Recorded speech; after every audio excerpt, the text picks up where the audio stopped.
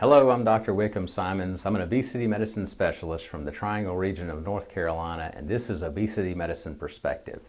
So last week we posted a YouTube video, and that was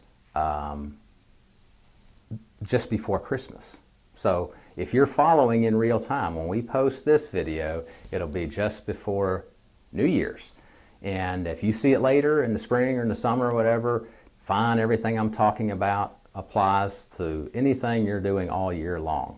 So ahead of time, I'm saying Happy New Year's, and I'm welcoming 2016 in. Now, I want to go back to the last video and a couple points we made, because these holiday seasons get a lot of my patients off track. And they do this stuff in the name of tradition because it makes them feel good. So they eat and drink a bunch of things they should not in the name of tradition. The fact that they always did it, the fact that it emotionally feels good, that it reminds them of all their times when they're together with their family and so on and so forth. But that doesn't make it right. A lot of families used to smoke, I pointed out. And smoking is bad for you. But they all did it. They smoked because there was a time when we didn't realize it was so bad for you, and family members would get together and they would smoke. They wouldn't even go outside. They would smoke inside the house.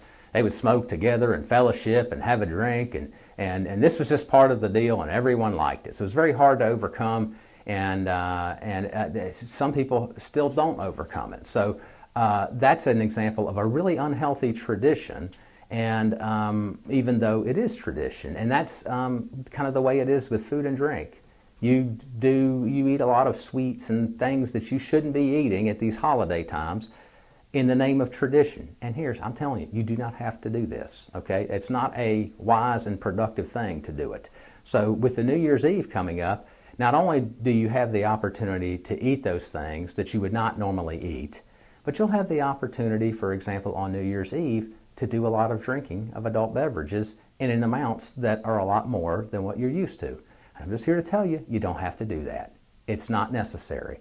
You can rethink this thing and say, wait a minute, what's the purpose of me overindulging in alcoholic beverages, and by the way, getting a hangover the next morning? It just kind of doesn't make sense. So it's going to get you off track on your diet. It's going to cause you to gain weight. It's unhealthy for you. So I don't mind if you have a drink or a second drink on New Year's Eve, but I think I would stop it right there. Just let it go. There's no need to carry it on in the name of staying up late and getting rowdy and all that stuff. Look, just get over all that. It's all that stuff does is hurt you. It doesn't help you when you analyze it. And most people aren't really that proud of the way they conduct themselves once they get too loose. So I'm just encouraging you to say no to that. Put a limit on yourself. Make a plan for what you're going to do before you get in the situation. So if you're going to a New Year's Eve get-together, envision what it's going to look like, envision what's going to be served, and then make a plan. Here's how I'm going to do it. And don't go there until you've done that. And then go execute your plan. You'll do what you think. And if you write it down, you're even more likely to do it. So I'm really encouraging you to do that. Again, as I said last week, examine your tradition. Does it make sense? Is it wise? And number two, make a plan before these get-togethers. Don't do things in the name of just doing them because that's the way they've always been done. Make a plan and then execute your plan. So until we talk the next time, I'll give you the tools. You give me the effort, and together we'll overcome obesity.